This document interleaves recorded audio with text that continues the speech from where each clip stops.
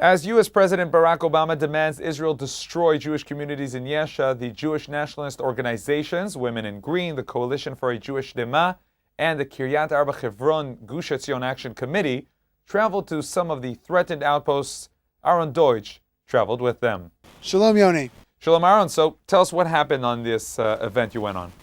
Well, we've just returned to Yerushalayim from this amazing tour of some of the outposts that are threatened by the Netanyahu government under American pressure. Now, we saw a wide variety of places. Some are whole communities, and some are just farms, and one place was just a shul. Today we are strengthening the outposts in order to avoid that they will be destroyed. We are here on a tour of the different outposts organized by Women in Green and the action committees of Efrat, Gush Etzion, Kiryat Arba, Hebron, the Committee for a Jewish Dema. A tour of different outposts that are unfortunately on the blacklist of being, God forbid, destroyed. The 26 outposts that the world wants us to destroy.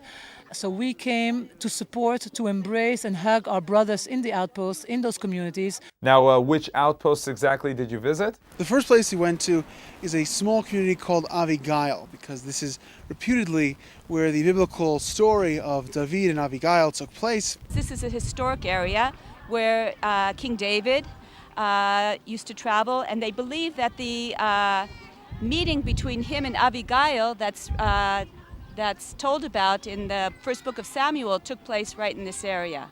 Now, this town is a special town. It's not entirely religious or secular. It's a mixed community with some secular, some religious, really a cross-section of the Jewish people that's present there. After that, we headed over to the Chazon David synagogue that's in Kiryat Arba. Now, this is a synagogue which has been destroyed literally dozens of times by various Israeli governments. It was built in memory of David Kohen, and no matter how many times it's destroyed, the community in Kiryat Arba is determined to keep rebuilding it. It's been torn down 34 times, I believe, 33 times, and built 34 times, rebuilt by the people, us.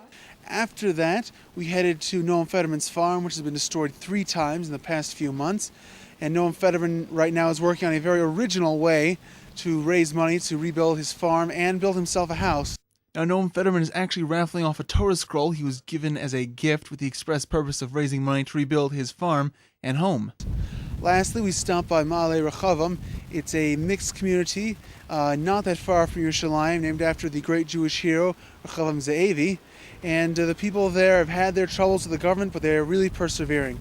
Aaron, in terms of Ma'ale Rechavam, what would you say the government's issue is with that outpost? I understand that there's no sort of air presence around that outpost at all. That's right. The town is isolated. There aren't any other communities nearby. It's essentially desert around Ma'ale Rechavam. The government has decided that this is one of the communities that was built after the September 2001 deadline set between President Bush and Prime Minister Ariel Sharon. This date is somewhat arbitrary, but the community is under threat, but they have vowed they're not going anywhere and they intend to stay. Now, you visited these communities, met with the residents. What would you say was the feeling on these yeshuvim? Now, the feeling is very confident. Of course, they're worried about the threat from the government, but they are very happy to be settling the land of Israel. They intend to stay exactly where they are for now and into future generations. On this generation, the main point, the main thing for the Jews is the land of Israel. In previous generations, it was attempts to convert Jews to Christianity and many other things. But right now, it is the land of Israel. We are here to stay, and we're here to strengthen our brothers. We are here to tell them thank you for being here, because by being here, you protect Tel Aviv. Those hilltops who overlook Tel Aviv and Haifa from Judea and Samaria protect Tel Aviv. And we are here to tell those pioneering Jews, you are the real pioneers. We're strengthening you, we're with you, and so are the majority of the Jewish people. The future of the outposts is very hard to say. I believe the long-term future is good. The short-term future is possibly for some of them difficult.